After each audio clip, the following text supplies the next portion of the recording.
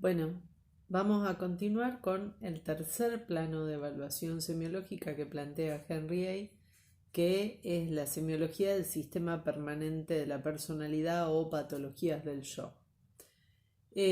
Bueno, en primer lugar, hablar que cuando hablamos del sistema de personalidad, a mí me gusta una expresión que usa Henry A. que dice, literalmente, la voy a leer: el yo como dueño de su carácter, autor de su personaje, artesano de su mundo y sujeto de su conocimiento. A eso nos referimos cuando hablamos del sistema de personalidad. Por supuesto que hay muchísimas definiciones de personalidad. Lo importante es saber que si bien cuando hablamos de personalidad, siempre hablamos de esa mismidad, digamos, que se sostiene a lo largo del tiempo y que hace que nuestro modo de reaccionar ante las distintas, aun cuando sean distintas las situaciones, sea de alguna manera similar o siempre bastante idéntico a sí mismo. Pese a esa persistencia en el tiempo que nos hace sostener esa mismidad y que cada uno puede decir, bueno, este soy yo y sigo siendo yo por más que cambie, justamente por los cambios que se van produciendo permanentemente, hace que sea el de personalidad un concepto dinámico. Por supuesto, en ningún caso es una noción estática.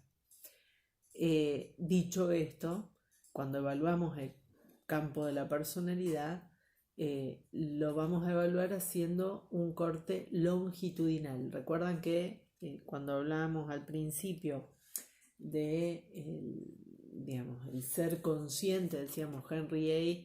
Lo conceptualiza en el campo de la conciencia, en el campo de la personalidad. Bueno, el campo de la personalidad, la organización del sistema permanente de la personalidad, la evalúa o la estudia a través de un corte longitudinal, es decir, de un corte a lo largo del tiempo que involucra la historicidad, digamos, de ese sujeto, a diferencia de lo que eran los primeros planos, en los cuales nos referíamos a esta especie de fotografía instantánea, macro o microscópica, del aquí y ahora de esa persona. Bueno, decíamos que puede sufrir alteraciones el sistema de personalidad en su permanencia y van a haber distintas modificaciones patológicas que en esa permanencia del sistema de personalidad se van a sumar a lo que es la desestructuración del campo de la conciencia. Es decir, que en las alteraciones mentales crónicas, ¿se acuerdan que en las primeras clases veíamos que Henry A. este mismo criterio de corte transversal y longitudinal lo aplica para agrupar las enfermedades mentales, ahora cuando veamos la nosografía, en agudas y crónicas? En las agudas va a haber una desestructuración del campo de la personalidad y en las crónicas, por el contrario, va a haber una desorganización, ahí me equivoqué yo, una desestructuración del campo de la conciencia en las agudas. En cambio, en las crónicas, ahora digo bien, va a haber una desorganización del campo de la personalidad. A esto nos vamos a referir ahora. Esa desorganización del campo de la personalidad, que solo la podemos ver en un corte longitudinal, teniendo en cuenta la historicidad, o sea, a lo largo del tiempo, se van a sumar a las modificaciones o alteraciones que se provocan en el campo de la conciencia. O sea, que van a estar agregadas a la desestructuración del campo de la conciencia. Bueno, esas alteraciones que puede sufrir la personalidad y que constituyen lo que Henry llama las patologías del yo, se pueden agrupar de esta manera, digamos. Por un lado, lo que él llama la semiología de los trastornos del carácter. En los trastornos del carácter No nos vamos a detener demasiado, pero sí quiero hacer esta salvedad. Dentro de los trastornos de carácter, lo que él plantea como anomalías caracterológicas es lo que estamos acostumbrados a pensar como trastornos de la personalidad propiamente dichos. Es decir, en donde hay una persistencia biográfica de carácter patológico, digamos, ya sea por características anormales, reprochables, pero que son invariables a lo largo de toda la historia de ese sujeto. Y que le producen obviamente malestar, sobre todo en las relaciones sociales. Es decir, el ejemplo típico de esta patología constitucional del carácter es el trastorno de personalidad antisocial, que es el más conocido, digamos, por estar justamente, ser representativo de lo que conocemos como psicopatías, ¿no? En la psicopatía no hay sentimiento de culpa, no hay conciencia moral, no hay un registro del otro. El psicópata es típicamente el manipulador, lo que desde el punto de vista del psicoanálisis se conoce como una estructura perversa, digamos.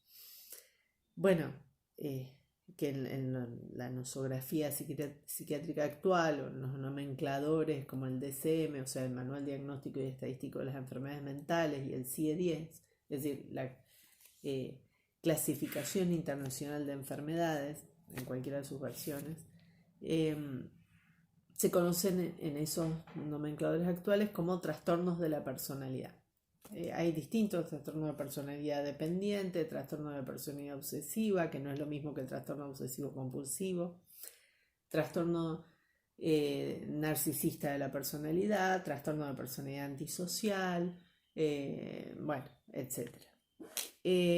Nosotros en esta asignatura no desarrollamos los trastornos de personalidad, por eso no me voy a detener allí. Pero para que ustedes lo puedan situar en lo que plantea Henriet, estaríamos en este punto, digamos, dentro de los trastornos del carácter, dentro del campo de la semiología del campo de la personalidad. Y lo que él llama desórdenes patológicos del carácter, que a diferencia de los trastornos de personalidad, que se acuerdan que decíamos que tienen esta característica de la persistencia biográfica de ese rasgo,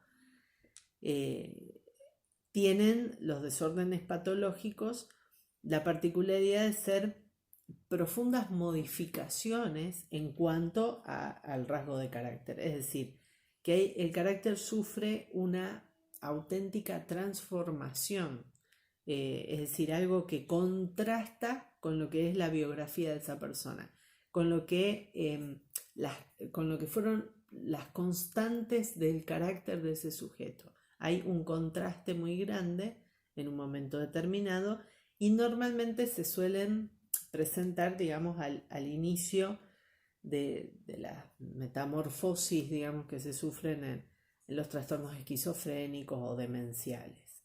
Es decir, esto que, bueno, Jaspers hablaba de procesos, digamos, en contraposición con el concepto de desarrollo. En el concepto de desarrollo hay esta persistencia biográfica, en el proceso hay una ruptura con lo que había hasta ese momento, como ocurre en la esquizofrenia, ¿no? O sea, hay un contraste entre el sistema de constantes de carácter que venía presentándose y las características patológicas que se presentan en la actualidad. Por eso se habla de un desorden patológico, distinto a la anomalía de carácter, que es la que se sostiene en el tiempo.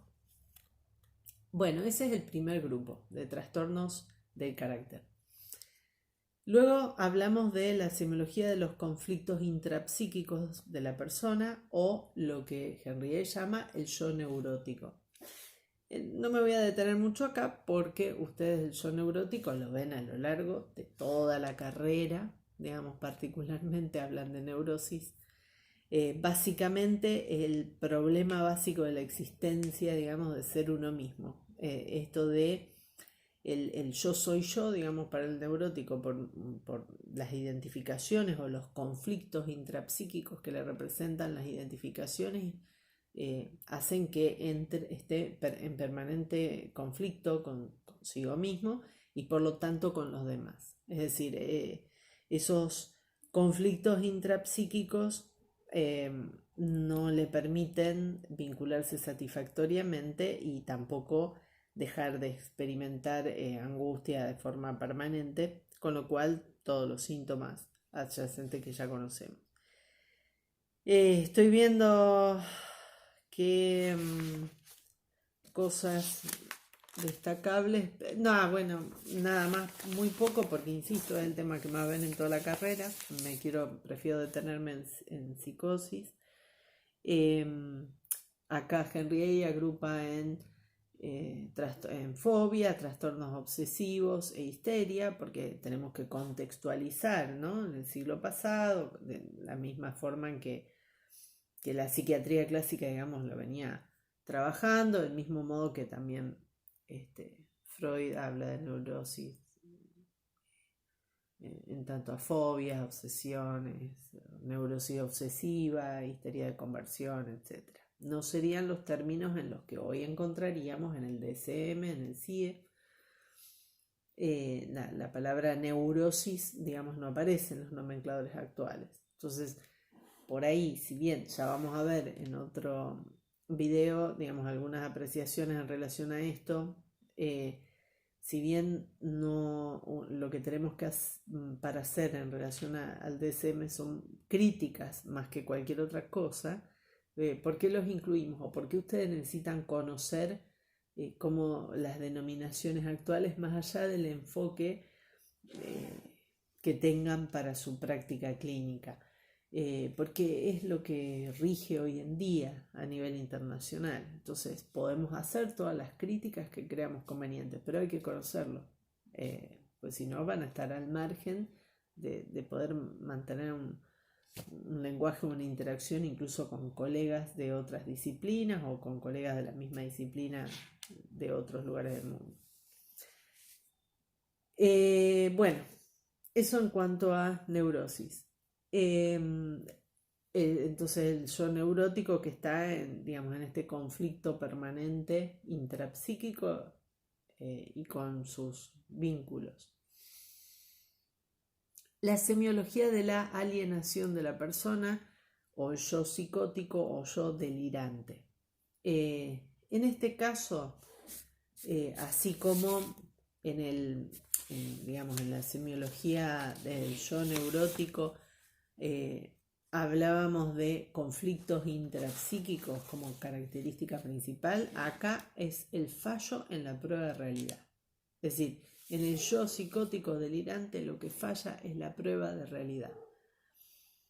Justamente ¿por qué? Porque la alienación en tanto un sujeto desposeído de su personalidad, digamos, y que está, digamos, que estructurado en torno al delirio, ¿no? Es decir, hay una radical modificación de la relación de la persona con la realidad. El delirio, como en tanto creencia inamovible, no la experiencia delirante, sino el delirio. La experiencia delirante o delirium, que se puede presentar en un estado confusional o en otras circunstancias, es distinto al delirio de la personalidad. O sea, este delirio con mayúsculas. Este delirio que cambia, como dije recién, radicalmente la relación del individuo con la realidad. Porque va a estructurar ese vínculo con la realidad totalmente de otra manera. Es la forma de ser en el mundo la que se va a alterar, digamos, porque su existencia va a estar mediada, ese ser en su mundo va a estar estructurado a partir de el delirio. Entonces esa relación del yo con su mundo, alienada por las ideas delirantes, va a poder tener distintas características, digamos, en función de cómo se presenten. Las ideas delirantes las agrupa Henry A. en dos grandes conjuntos, para decirlo de alguna manera. Digamos, uno, la expansión delirante del yo, y en el otro la retracción delirante del yo. Es decir, del lado de la expansión delirante vamos a encontrar lo que es el delirio de grandeza, la erotomanía, o sea, la megalomanía o delirio de grandeza, característico de la manía, básicamente, la erotomanía. En la retracción delirante del yo, la indignación moral, la culpa, la hipocondría, es decir, en el delirio de autorreproche, delirios de influencia, etc. Y es muy interesante pensar que el delirio de persecución en realidad conjuga las dos, o sea, tanto la expansión como la retracción delirante del yo. ¿Por qué? Porque en el delirio persecutorio se da una combinación de la expansión, porque yo soy lo suficientemente importante para que, qué sé yo, miles de personas que están complotadas quieran complotarse en contra de mí. Es decir, tengo que ser importante para que estén en mi contra. Si uno tiene un perfil bajo, no es significativo, tanta gente no se va a tomar la molestia de estar en contra de uno, ¿verdad? Entonces, y al mismo tiempo es esa retracción delirante. ¿Por qué? Porque sí, está bien, soy lo bastante importante para que se tomen la molestia de estar en mi contra, pero también soy, digamos, merecedor de alguna manera, o soy objeto del desprecio, del rechazo, bueno, de todas las cosas que se puedan integrar a un delirio persecutorio de la clase que sea. Entonces, en el delirio persecutorio hay una combinación de la expansión y la retracción delirante del yo. ¿Qué más tenemos? A ver. Bueno, las ideas delirantes, como dije antes, tienden a organizar la totalidad de la existencia, en este caso de los delirios de la personalidad, y hay distintos tipos de alienación delirante o delirios crónicos o delirios con mayúsculas, o dentro de lo que Henriette sitúa como trastornos mentales crónicos. Dentro de los trastornos mentales crónicos, las psicosis delirantes crónicas, que es de lo que estamos hablando ahora puntualmente, en esa psicosis delirante crónica o alienaciones delirantes o delirios crónicos, delirios con mayúsculas, que son los que estructuran la existencia de forma delirante, pero que, digamos, organizan la totalidad de la existencia en función del delirio. Tenemos la paranoia, la parafrenia y las formas paranoides de la esquizofrenia.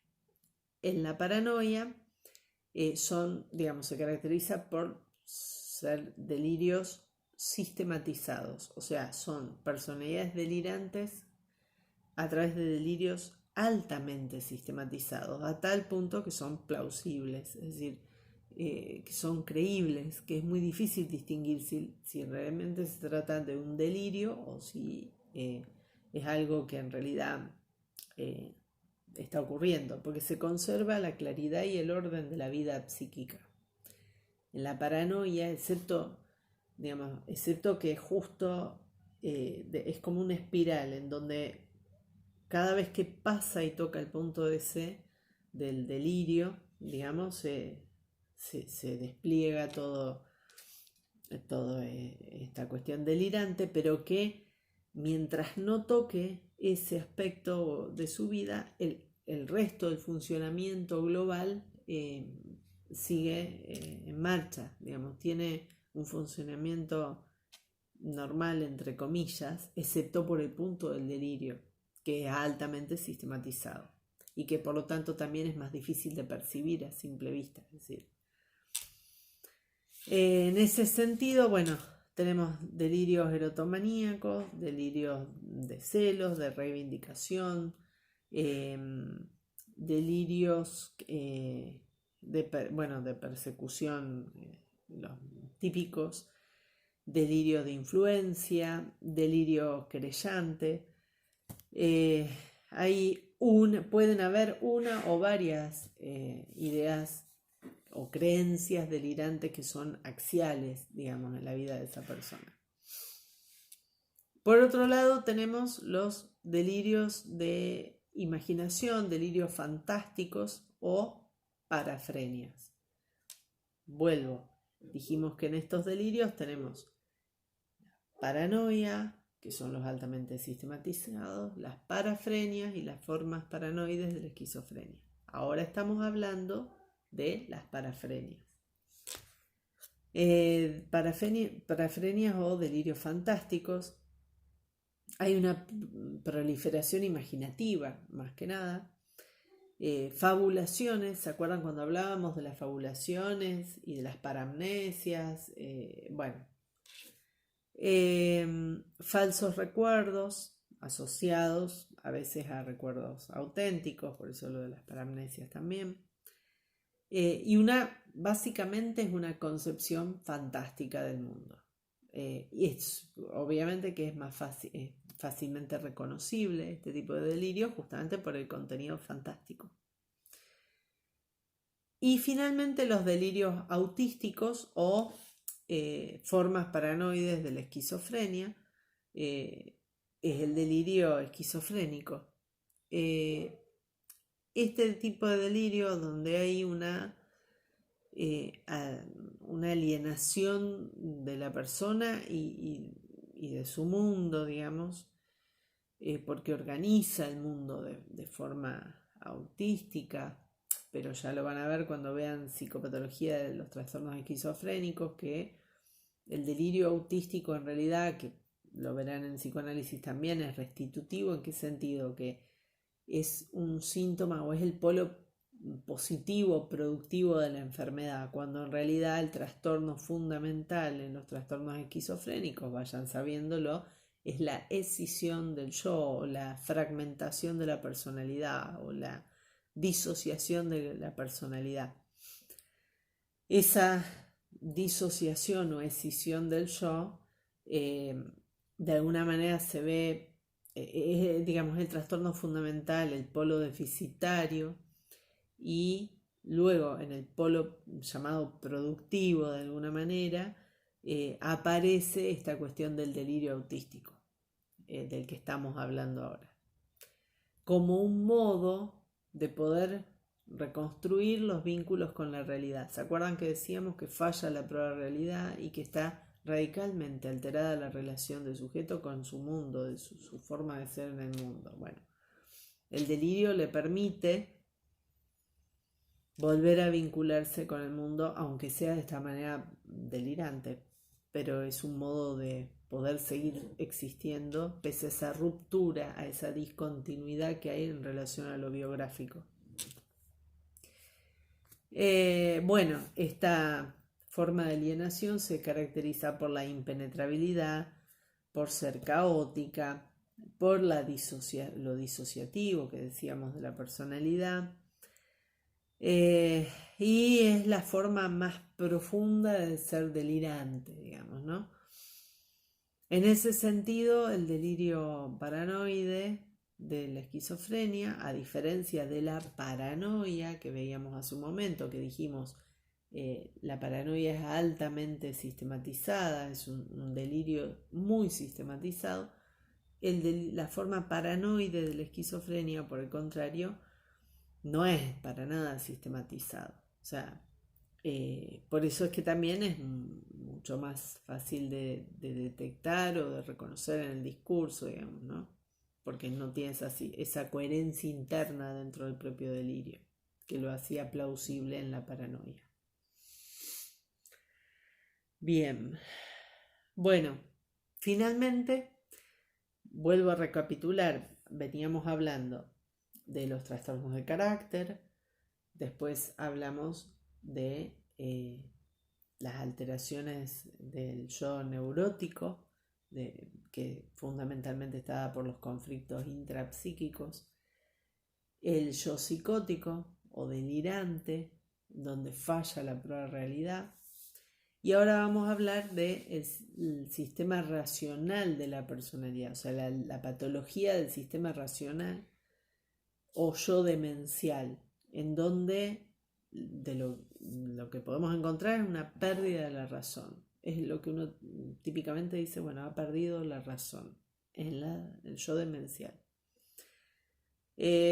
Acá, digamos, a partir del desarrollo de la personalidad se constituye un ser razonable que todos tenemos con un sistema de valores, con, digamos, es todo un patrimonio y un fondo mental que junto con estos valores nos permiten hacer ejercicio del propio juicio en relación a las cosas y lo que nos permite la toma de decisiones. En la demencia, digamos, el demente está privado de su juicio justamente por la profunda alteración del ser razonable. Así como decíamos que en la psicosis, bueno, el yo delirante lo que falla es la prueba de realidad, bueno, acá falla el ser razonable. Por eso es que se habla de no ser persona, o sea, de un vaciamiento de la personalidad, de lo que nos hace constituirnos como personas, ¿no?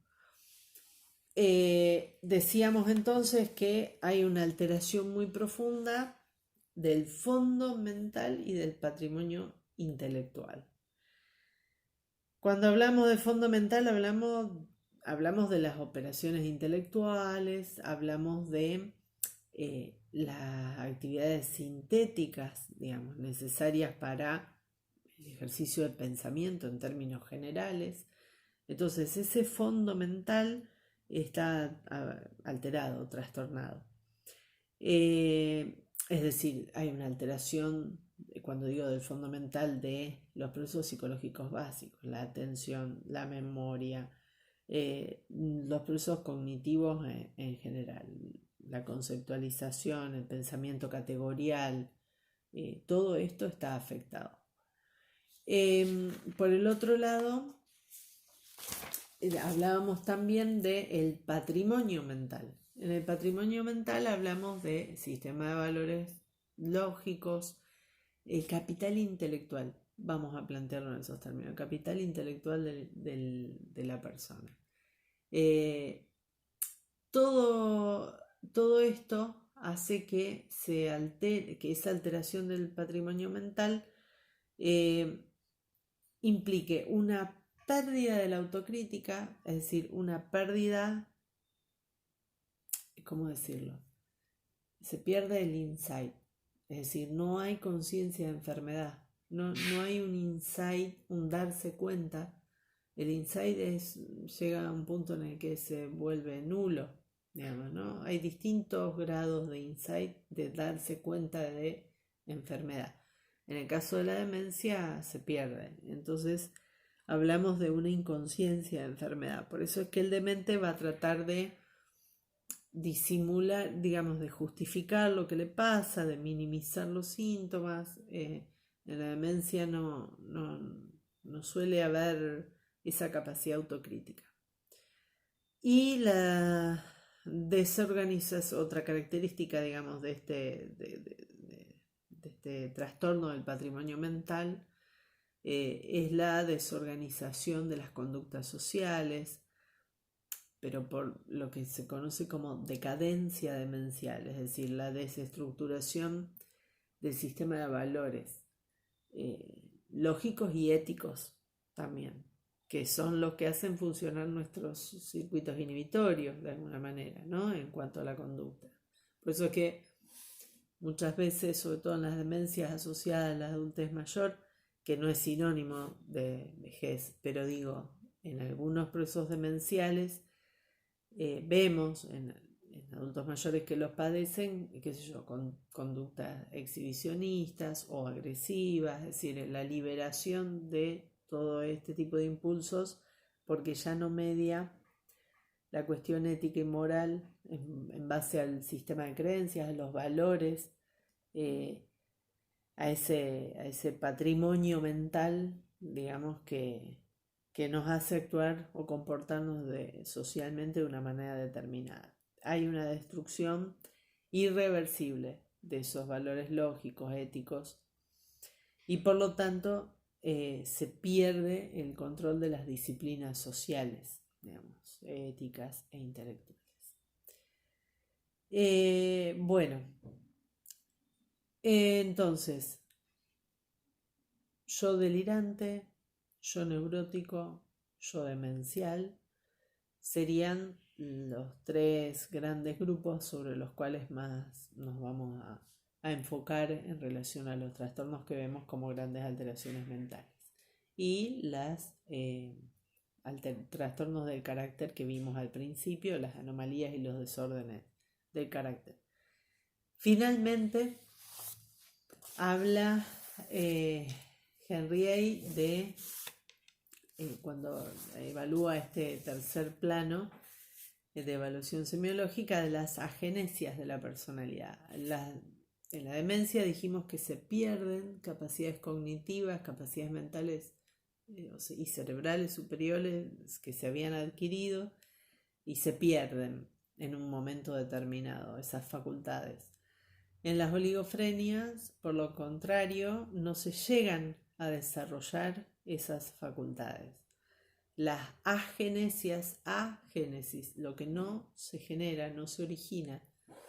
Las agenesias de la personalidad, planteadas por Henriet, o oligofrenias, junto con las demencias, son enfermedades mentales orgánicas y crónicas, y afectan, por supuesto, al sistema permanente de la personalidad también.